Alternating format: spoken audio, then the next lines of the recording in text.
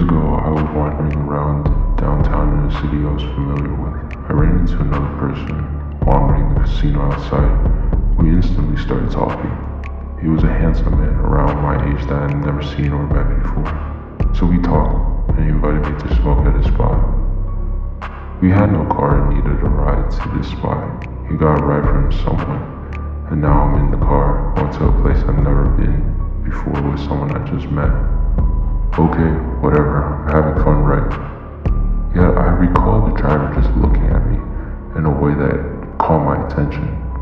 He was looking at me as if he recognized me, or the look you give when you think someone might be missing.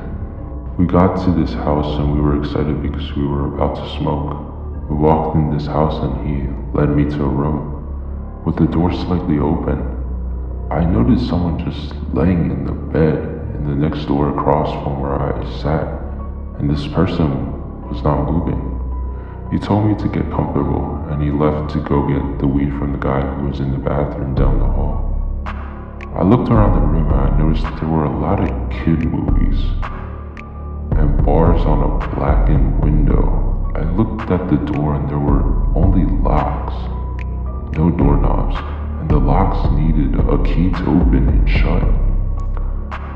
I immediately stood up, grabbed what little I could of the lock to open the door, enough to quietly get out. I walked to a living room where a lady sat quietly with a child staring at a TV.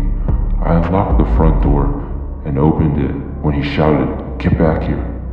And I ran to an open gate around the yard and screamed.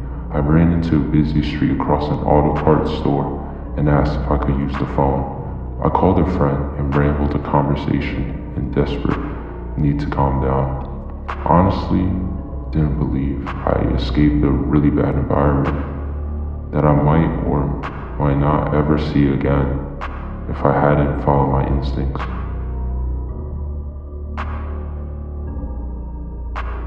I know these stories are short and not always necessarily scary, but I want to document them somewhere. This seems like the best place. I have said in a previous post that the front desk is separate from the actual rooms. We have more than 4 separate buildings, each with a different type of room. Well, the ice machine was broken in our room, so I walked over to another building to the ice machine. I had taken a key card to get into the laundry room that held the ice machine. The key was not working at all. I kept trying all the little tricks maintenance had told us to tell guests, but I couldn't get it open. Suddenly I heard a loud shh. I assumed it is a guest that I woke up. It was definitely during sleeping hours. I looked around for the guests and listened out for a door closing, but then realized I wasn't near a guest room. Obviously the laundry room is near the stairs and away from sleeping people. I go to the other entrance and try there, and even louder this time I hear shh, and it felt like it was in my ear. I left immediately. I definitely think something didn't want me there or was trying to keep me out of the laundry room. It might not seem that scary in story form, but the feeling makes me feel sick every time I think about it.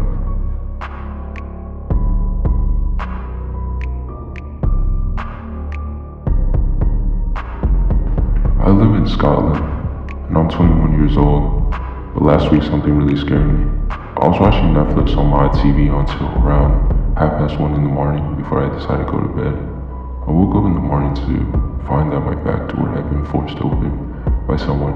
I quickly tried to identify anything that had been stolen, and that's when I realized my mobile phone, £300 in cash, and my PS4 had been taken. So I called the police. I live in a particularly rough area of the southern uplands, so I was always wary of a break-in. The police came around and couldn't find anything. They said that the perpetrator most likely had experience with breaking into people's homes, as they couldn't find even a shred of evidence. That's when I remembered I had a CCTV camera watching my front and back doors and inside. Me and a police officer watched the footage, and I found on the footage that a man dressed in all black and a black face mask, probably around 11 stone and 6'3", tall had entered my house at 2:54 a.m. When we realized something horrible, we saw the man on the footage enter my house, but we never saw him leave. Two police officers instantly got up after hearing the news to go and look for the man, and around 3 minutes, we all heard scratching and shouting, and what sounded like fighting coming from upstairs. Another officer got up and ran upstairs to help, and a minute later, they came downstairs with the same man from the camera footage, clutching in his right hand my belongings in a plastic bag and an ice pick in his left hand. It turns out he had been waiting in the wardrobe at the end of my hallway, where I kept all my clothes waiting.